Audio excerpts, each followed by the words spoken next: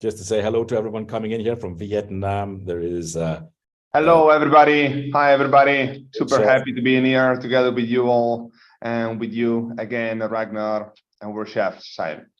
Great to have you, Chef. Yeah, you see all the people coming from Iraq, from Cyprus, from Egypt, from really everywhere in the world, Bulgaria, Malaysia, Myanmar. Hey, wow, this is United Nations of Chefs. Wonderful to see that we have so many people attending from all over the world, and happy that something like food, actually the thing that we have most in common and during this moment is accompanying us in such a wonderful moment and time together. Absolutely. Hello from the Philippines, Tunisia. What else did I see there? Namibia. Really everywhere. So hey, we are now about 3 minutes past the hour, and so we're still going to give people a couple of more minutes to sign up. I can see there are still people attending, but hey, just to give you a little bit of heads up, we're going to be talking about AVANT-GARDE. This is our second webinar with Art and Science Goes Digital, collaboration between World Chefs and Electrolux Professional. And so, Chef Paolo Pettenuzzo is our hero here. He's been concocting together some very interesting dishes. We call it avant-garde because it's going to be a sort of more creativity and craftsmanship, using, of course, technology, but a bit daring this time. So Paolo is going to share with us some of his creativity and excellency, Paolo. So I think while you're getting ready in the kitchen, yep, we are now reaching the 100 participants. So 5 minutes past the hour. I think without further ado, Paolo, I'll just give the word to you. So we just roll camera. Yeah. So see you in a second. Thanks, Paolo. Enjoy, everybody.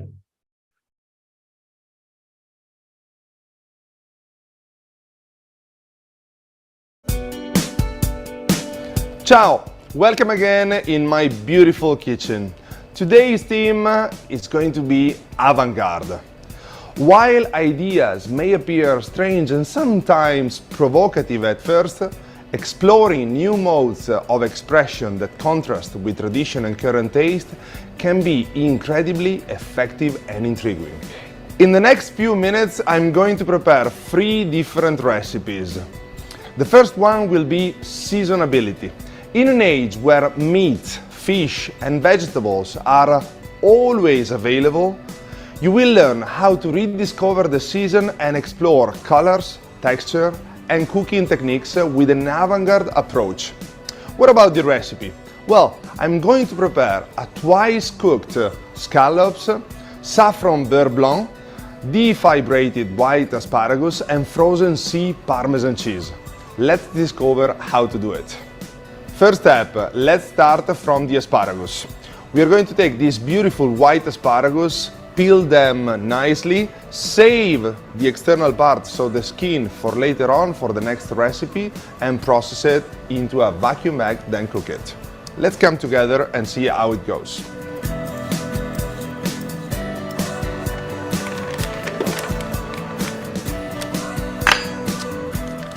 Just a bit of olive oil, a pinch of salt, completely vacuum sealed and go straight in the oven. Automatic vacuuming program, vacuuming bag for cooking, and in a few seconds we are done. Second step, egg yolk.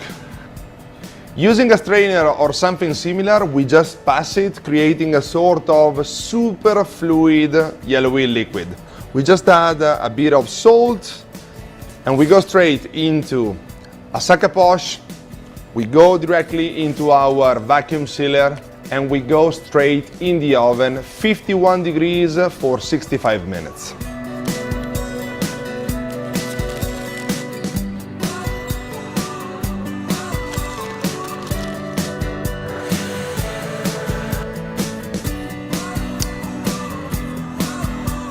Step number 3, the corals of our scallops. As we all know, the majority of the time corals is taken away from the service of a beautiful seared scallop. What I'm going to do is to use them and simply mix them well together with some Parmesan cheese. So simply adding some grated Parmesan cheese, well laid down on top of a plate. Add my corals from the scallops.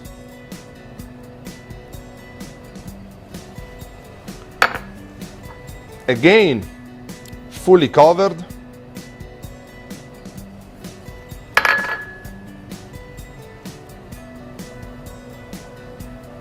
As if it was a sort of traditional panur, no? Just a layer of plastic film and directly into our blast chiller.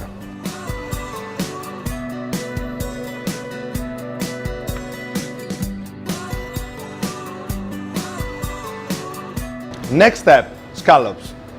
Of course, we have our central and beautiful part of the scallop. I'm going to dry it out slightly, adding a bit of salt, and again into another vacuum bag. Always at the same temperature, 51 degrees, for more or less 10 to 15 minutes. This will give me the chance to pre-prepare my scallop, so stabilize all the juice and all the proteins, ready to go super fast into my sear pan later on for the second cooking.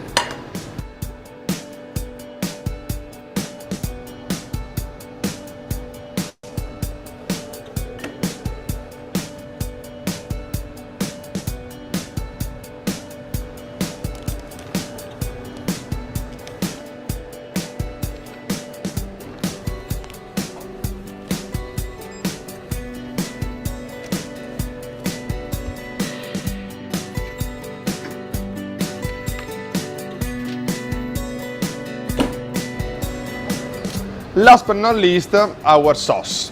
So we're going to do a sort of beurre blanc contaminated by orange juice and a bit of saffron.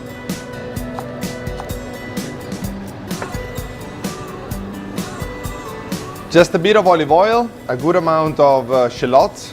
We are going to roast them slightly. Later on, we are going to add white wine, orange juice, and of course, last but not least, some super cold butter.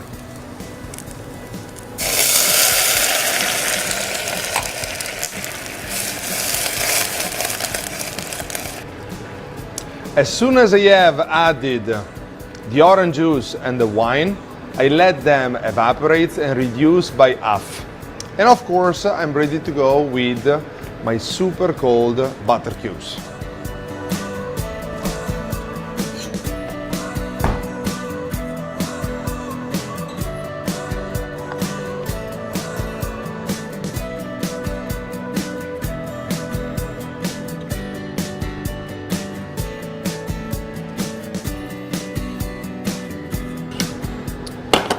As soon as I have achieved the right creaminess, I just add a bit of saffron.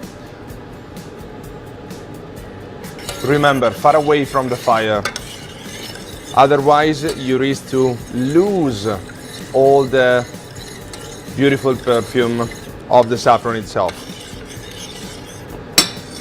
Golden yellow as I want, ready for receiving the asparagus.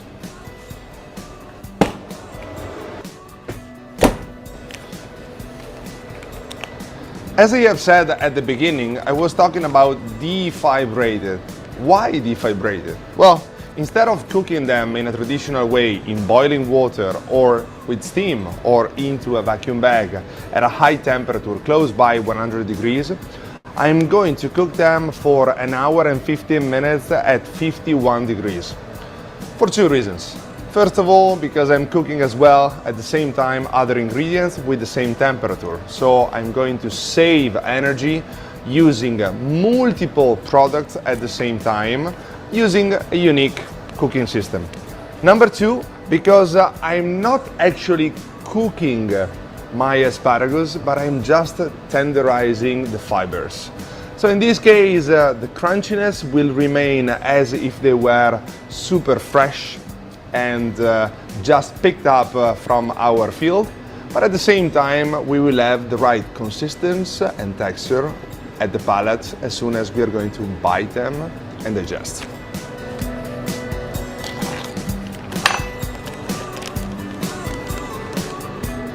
Just added inside my beurre blanc, again with asparagus and orange juice, and saffron.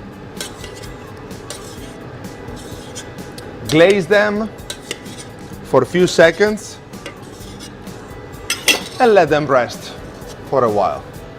And now it's the time for taking away from the oven our scallops, chill down our egg yolk, and go straight into the plating part.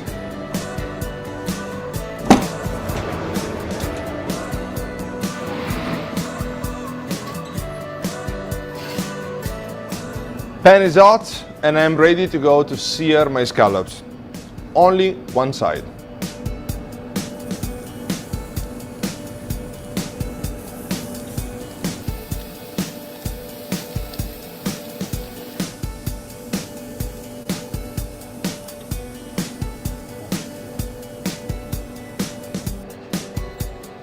And here we are with all of the ingredients. So the mix and match of technology, the right elements, the respect to the single ingredients, and of course the cooking processes will give me the chance to create this beautiful plate. But come close and see how I'm going to do it.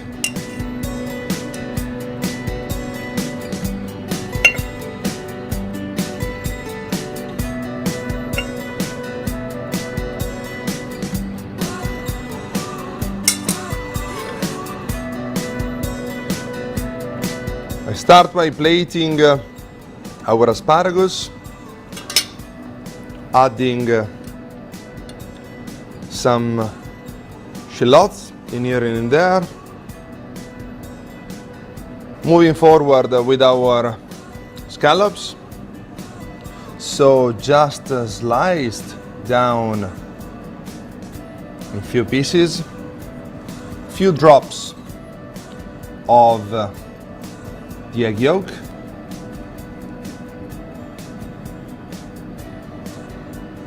some crunchy hazelnut, few pistils of dried red peppers, a pinch of smoked salt, and last but not least, our corals, frozen together with some Parmesan cheese. And here we are. Our first avant-garde course is here ready to go. And now let's move into the second course of our avant-garde experience. I have called this course Tar Art. Leftover risotto grissini with asparagus and carrots cappuccino. Ask yourself and ask your ingredients how you can help them, using knowledge and expertise to give a second life to your food. We will start from a leftover risotto that I have pre-prepared up front. So we are actually simulating what we can do with the residuals of a risotto that we have pre-prepared for another situation. And we are going to mix it together with some other ingredients. Into specifics, we are going to create a cream made of organic carrots that we are going to chop and simply boiled with a bit of vinegar and a pinch of salt. Together with them, we are going to reuse the skins of the white asparagus we have used for the previous recipe. And last but not least, we are going to recreate a foam at the real end with some drops of the cooking boiling water that we have used for our carrots. Let's move into the practical part and come together with me for the cooking process.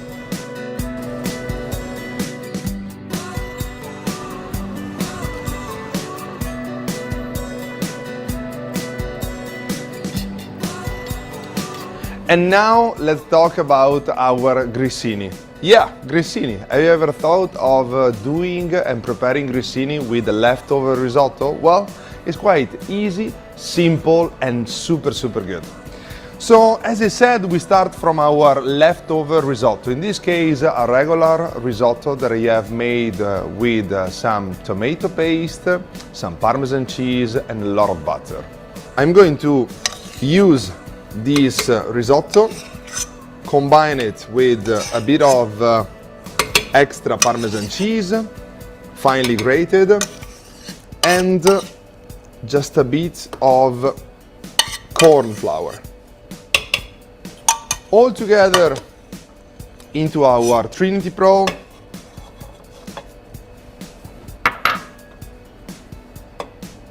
Remember, don't use too much corn flour. We are going to use some more later on for garnishing our grissini before getting into the oven.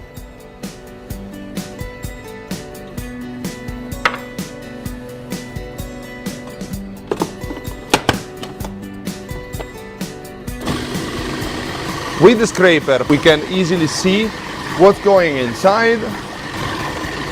Rolling the scraper on top of the appliance, I'll have the possibility to see the final texture that I really want, just before piping it down into our non-stick tray.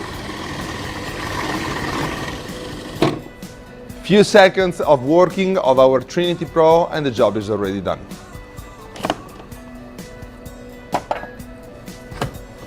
A beautiful, smooth red paste that I'm going to pipe down on top of our non-stick U-pan tray and later on directly into the oven. With my piping bag, I'm ready to go and recreate the traditional shape of a long, thin grissini. As soon as your grissini are laid down, we go with a bit of extra corn flour and some salt flakes.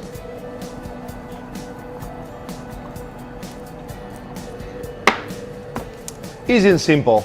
And now we are ready to go into the oven. For the first 5 minutes, I'm going to select 165 degrees, closed valve, and with a bit of humidity injected, just to recreate that sort of extra fluffiness on the outside. After 5 minutes, second phase, 145 degrees, open valve with the maximum speed of our ventilation, so level 7, to dry them out and recreate that beautiful crunchiness.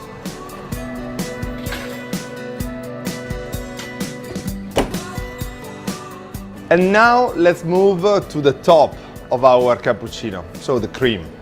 I'm going to heat up slightly some double cream, more or less 35% fat, together with some of the skins of the white asparagus we have used for the previous recipe and mixed together with the carrots for our carrot cream.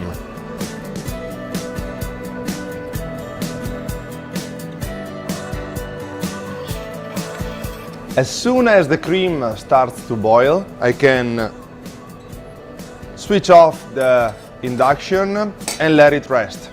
Just take and to let our skins to release all the flavor into our cream.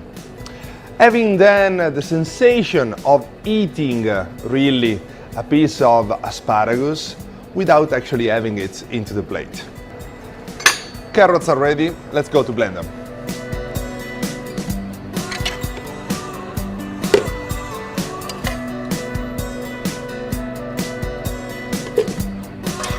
Start with a small amount of water, and in case you can add it afterwards.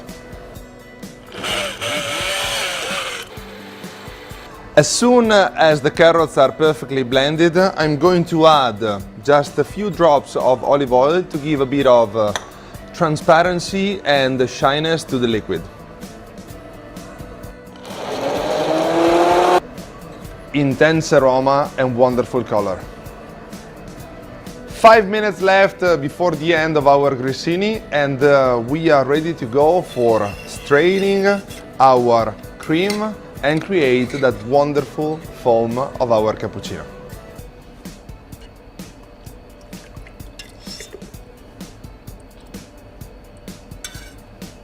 With the power of our blender, we are going to recreate a lot of air in between the liquid and the top, creating that beautiful foam that we usually are used on seeing in front of a beautiful cappuccino.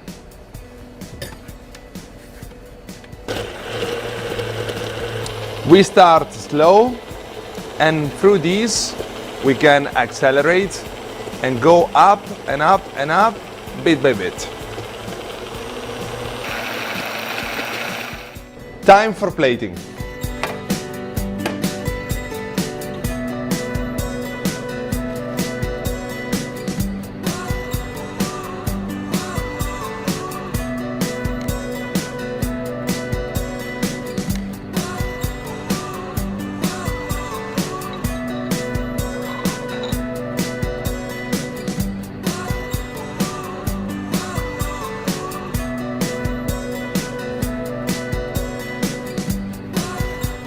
I'm going to decorate our plate and give a bit of a special hint with some edible mixed flowers, and the job is done.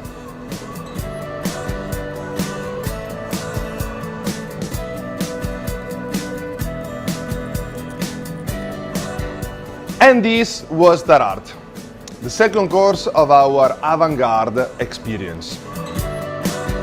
And here we are with the final part of our appointment. We have been talking of multiple recipes, multiple preparation and concepts. Of course, we need to end up with a beautiful dessert. The recipe has been called the Zen Garden. As we probably all know, Zen comes from a Japanese concept that is recalling to another word from the Sanskrit, actually dhyana, that means vision.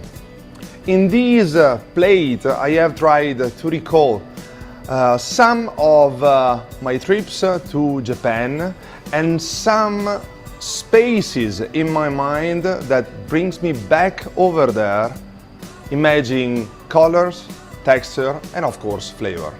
This Zen garden will be in between licorice, basil, and mint.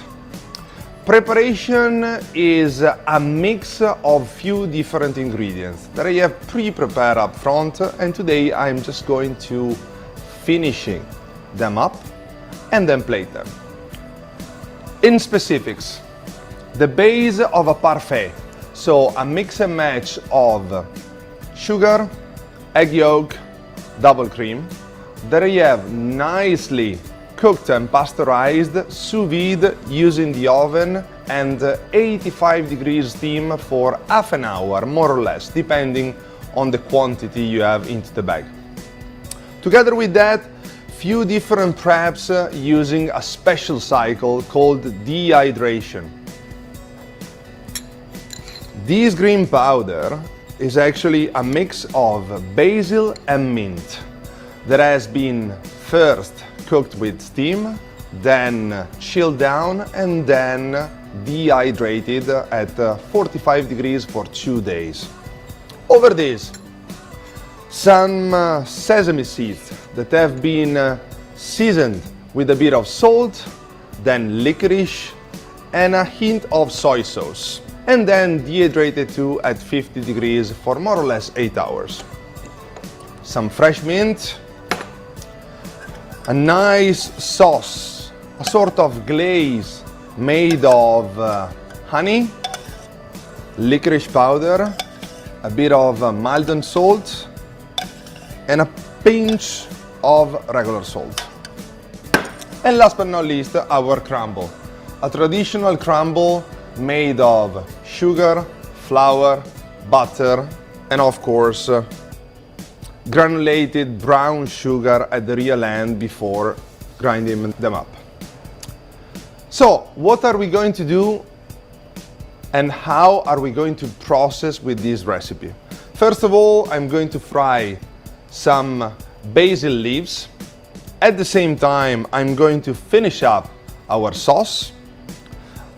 Through the usage of our stand mixer 5 liter, I'm going to slightly mix and whip these parfait base, and later on I will move that base into our silicone mold and straight into the blast chiller at -41 to have it ready for plating. So a lot of different preparation coming up from other different preparation too that will bring this plate to be fantastic. Mixing technologies and accessories to turn crazy into a patisserie concept. Come together with me and let's cook together the last plate, the Zen Garden. And now let's whip this parfait base. As I was saying, a mix of few different ingredients. Egg yolk, sugar, double cream. What is important is the amount of mixing and the way you mix.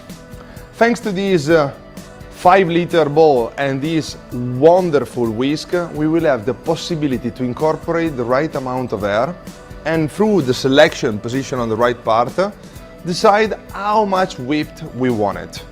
Remember, as soon as you start with some base containing egg yolk and double cream, start first very slow, and as soon as you start incorporating the air thanks to the mixing of the whisk, of course, go a bit by bit up.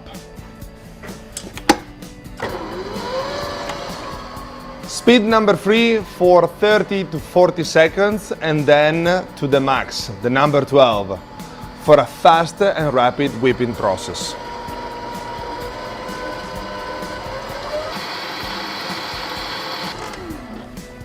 As soon as our base starts to become a bit thick, stop immediately. It has to be slightly liquid, not too much, but not too thick. And then, as said, directly into our blast chiller at -41. A gentle movement on top of the tabletop just to erase the residuals of oxygen and air bubbles into our mold.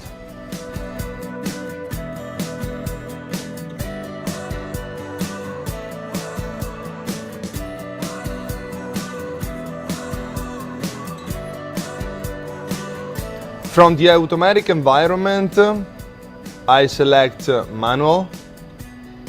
I go to X-freeze, -41 degrees, and I press the play. Easily start, and the game is done.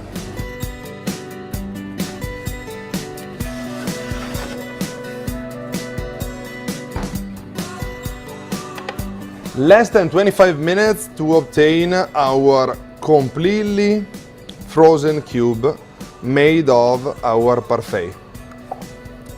This is going to go directly into our crumble and stay in there for a few seconds. In the meantime, we are completing the rest of the plating. Let's start from our licorice and honey sauce.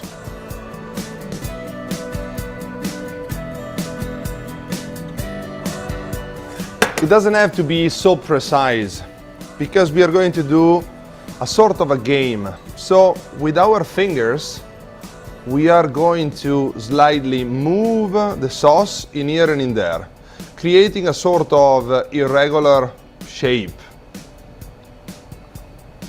Looks like a bit of a chaos, but in a few seconds it will make sense. As soon as you have done this and obtained this, we start from adding the rest of the ingredients. In here and in there, some of the mint and basil dehydrated. Afterwards, our soy dehydrated sesame seeds,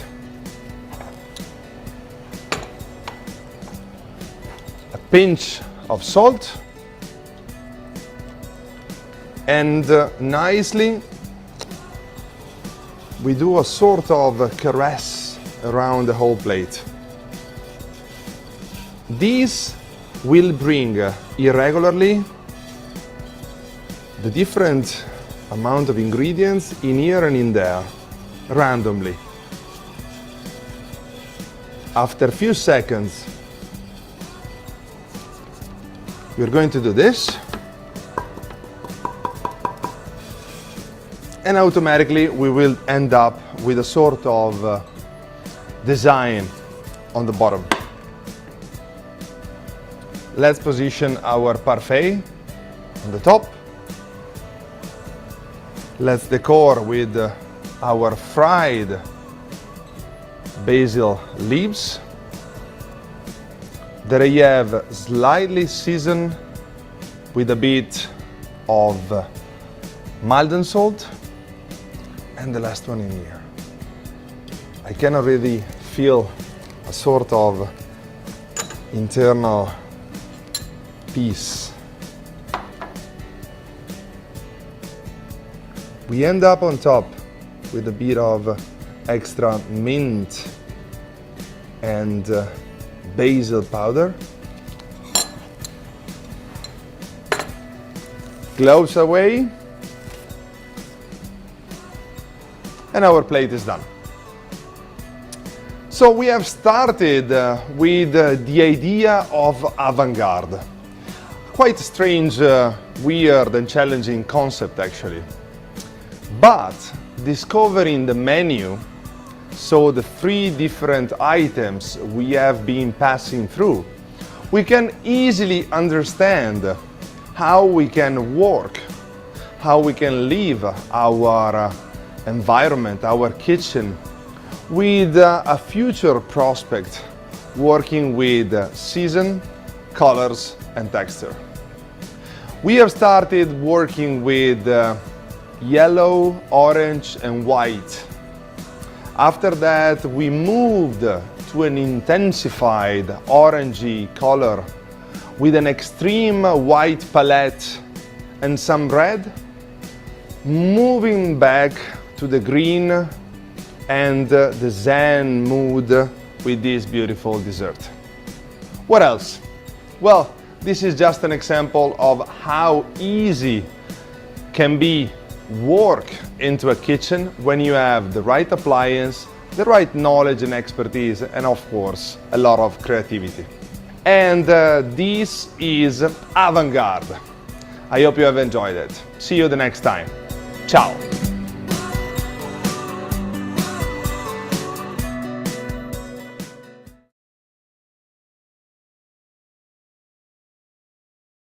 Thank you, Paolo, for a great presentation.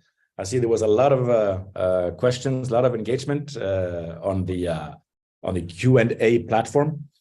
I hope people, some have been asking questions on the chat board. Please ask your questions if you still have questions on the Q&A. You see on the bottom of the screen. You can see already some questions answered. If you have any more, then please don't hesitate. Paolo, there were already some questions you wanted to maybe highlight. Yeah. So first of all, Ragnar, thanks a lot again for giving me the chance to showcase some of Electrolux professional appliances combined with a bit of knowledge, expertise, and of course some creativity. As you have said at the real beginning, we have been talking about this second topic, that is avant-garde. For the people that have attended to the first episode, let's say, there was more a sort of mix and match of technique and technology. The second has been a sort of floating around in between, more a sort of mind, sense, and of course experience, where the creativity is involved in the whole thing. A chef mentioned the fact that we have been passing more or less an hour, more than an hour, to prep a plate. And the answer is yes. because of course the white asparagus took to more or less 65 minutes to be prepped. So calculating the plating and the vacuum bag and all the things, most probably 90 minutes, not only 65. But this is sometimes, in some cases, the result of the need of time.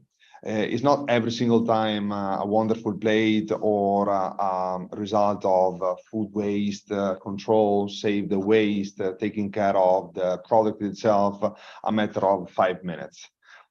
Big chefs take months to create the perfect plate, the perfect dish, the perfect combination in between colors, palette, and texture. And in this case, this has been just an example.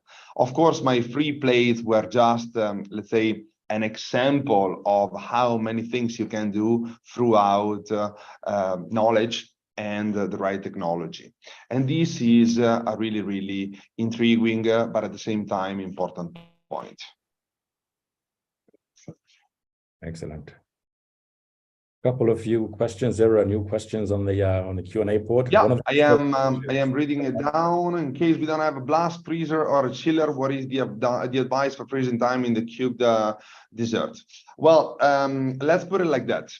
If we talk about things in bag, so not the one actually that you have mentioned, of course, water and ice water or ice cubes and water would be a wonderful chance to shock freeze, so to give that kind of shock to the food, keeping the texture, but for sure the color. In case of the cube dessert, if it is pasteurized, so if all the thing is completely safe, so the liquid is safe, I would let's say use a regular freezer. It most probably take more time.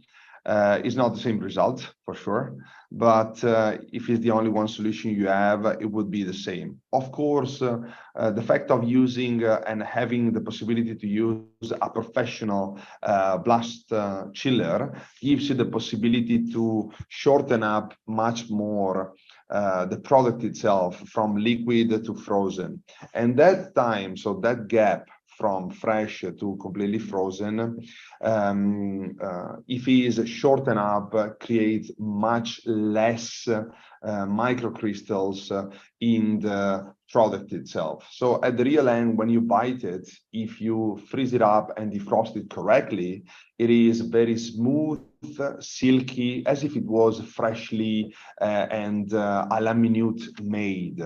In case you do it with a freezer, it can be that when you bite it, you have that kind of feeling of ice crystals on your palate. For what regards other questions, I don't know if Ragnar, watching the video, you got some personal consideration. I would like to have the chance also to have your input, since we are wearing a white jacket. Hey, I was really, Chef. I like the fact of using the peels for a second recipe and the leftovers of one thing to create another dish. I think that's something that can be really inspiring to us all, and really fits into you know, our when we talk about food waste and food waste challenge, and our food sustainability education is not only you know, the food waste, not only what you throw on from the plate, but also how you use the products and how you buy and purchase products, and how you can use everything from A to Z and reuse even to make a delicious meal. So that's really I find those examples really inspiring, Chef. So and you know what, Chef Ragnar, when we talk about asparagus, first of all, in Italy, there are a few ingredients where we are really fan of. Number one, we have asparagus. Number two, we have for sure tomatoes. We have oranges.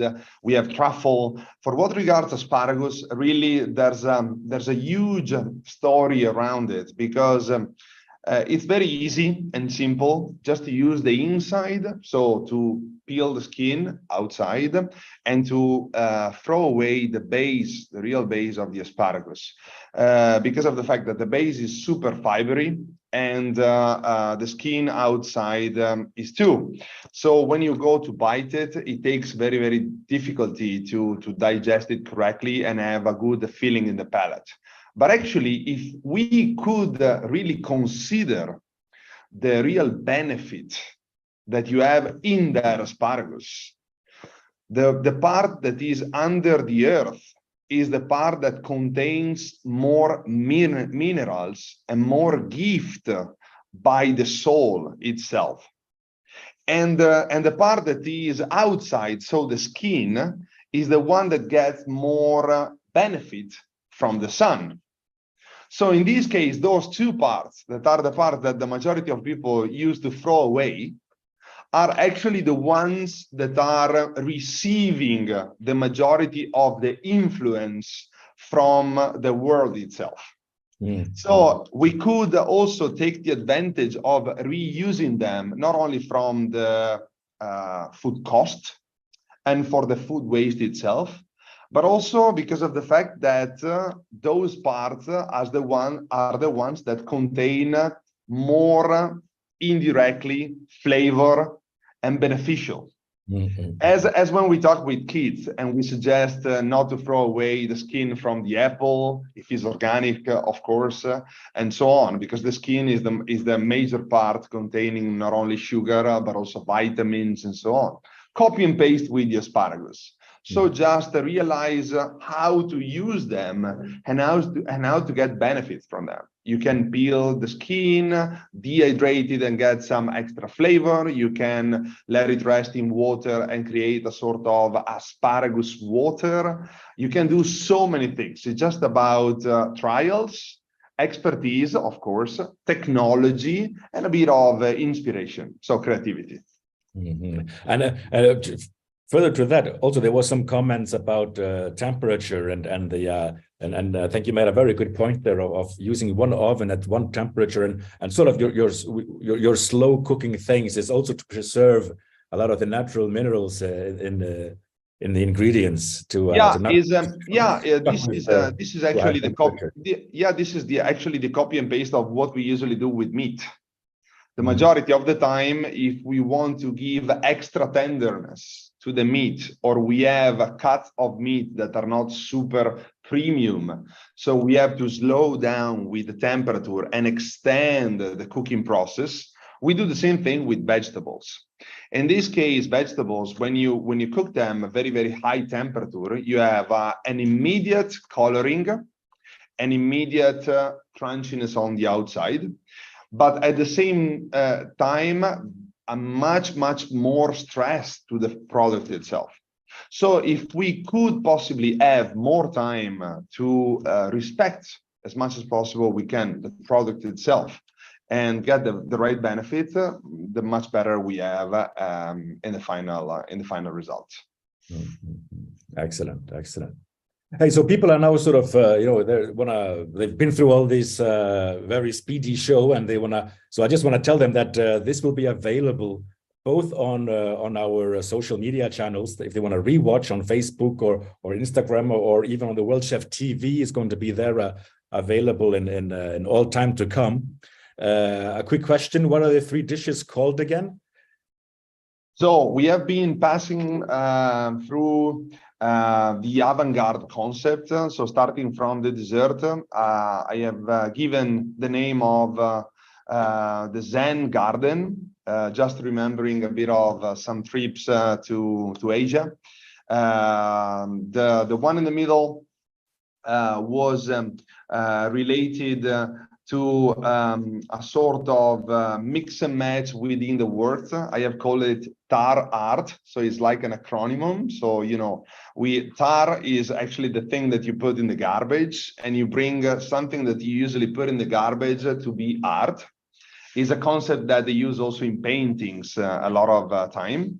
And the first one that we have made was seasonability, just because we are in the middle of the season of asparagus in Italy. So I started from something that is 100% Italian and strictly connected with our territory and our actual moment of the year.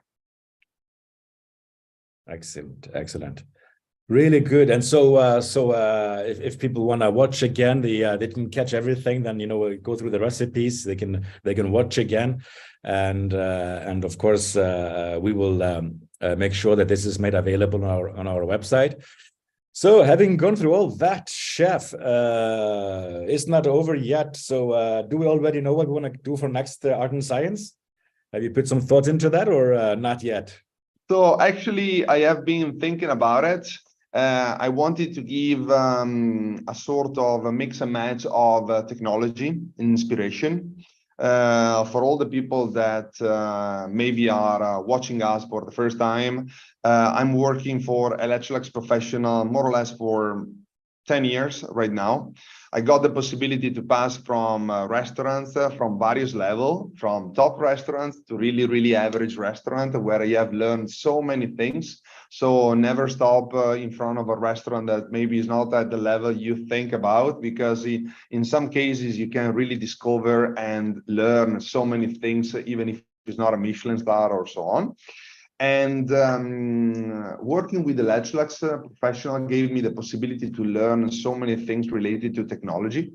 It gave me the possibility to understand how easy is save the waste if you have the right technology, how easy is earn money and earn food quantity using technology.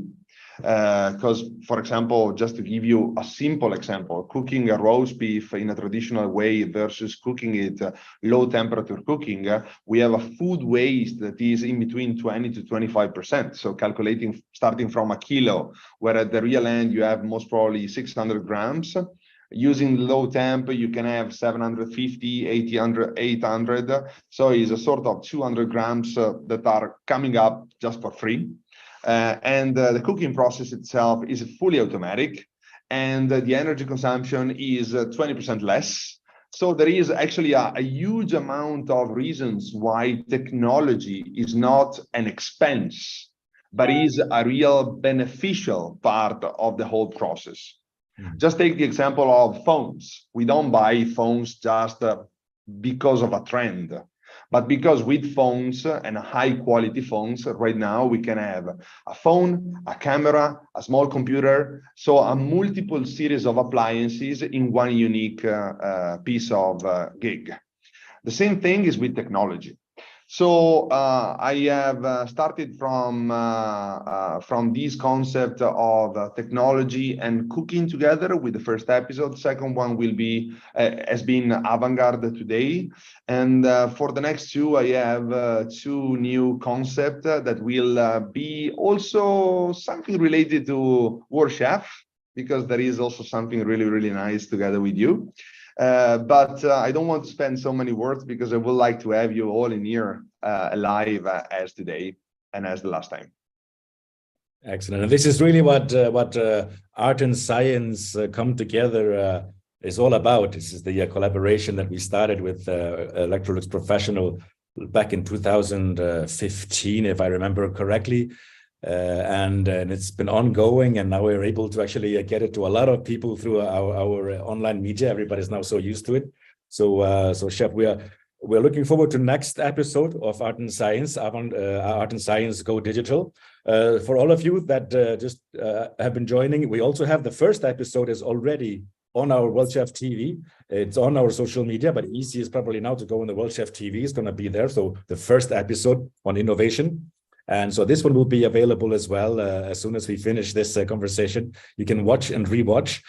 Chef, a lot of people are asking for the ingredients and so we'll make sure maybe we put it on the page. We can add some information later on the page there and in the future.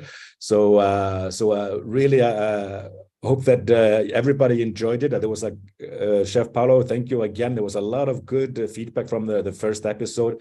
I'm pretty sure watching now the reactions, we're gonna get some good feedback from this one as well. So thank you very much for Ragnar. sharing. Huh? Ragnar, just one thing. I got a comment from one of our chefs, Davide Bossi, that is important to pass through because it's really a good point.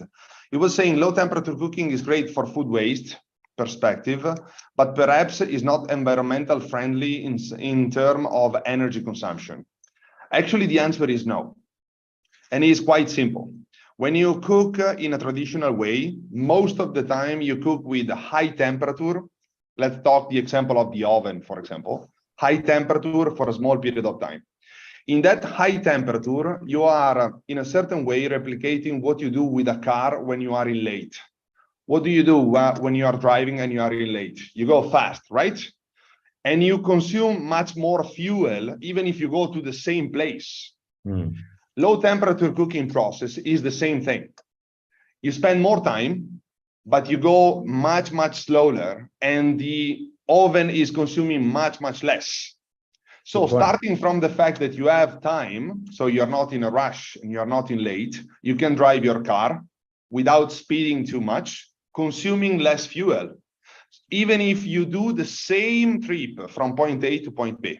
So according to energy consumption, the answer is absolutely no. 99% of the time, the answer is no. So take the possibility of imagining and planning in your kitchen and in your time to have the time to do it. Do low temperature cooking process, do dehydration, do special cycles, do overnight cooking processes, because they consume less. They don't need you to stay in front of the oven, stove, spending time watching the food cooking itself, and you don't stress the food itself. So this is 100% important point. Really good point, actually. So same as with the traffic. So we cook safely and cook slowly. Yeah, it is. Don't cross red lights. Don't burn yourself. Excellent. Okay, Chef Paolo, that was a good point, and I think with that, maybe we'll just close. We'll close this edition, and please follow everybody listening. Thank you for being there from everywhere in the world, and please follow next episode. We're gonna bring something exciting. Chef Paolo is gonna bring something exciting to us again. So yeah, and don't forget to follow us on our socials. So the World Chefs. Facebook and Instagram, for sure. Electrolux Professional, we are putting and planning so much content every single day and week in both Facebook and Instagram. And in case you need any information, you can find me throughout the social pages of both World Chef and Facebook and Instagram, and Electrolux Professional too. And I'm more than happy and at your disposal for any inquiries, suggestions, or tips.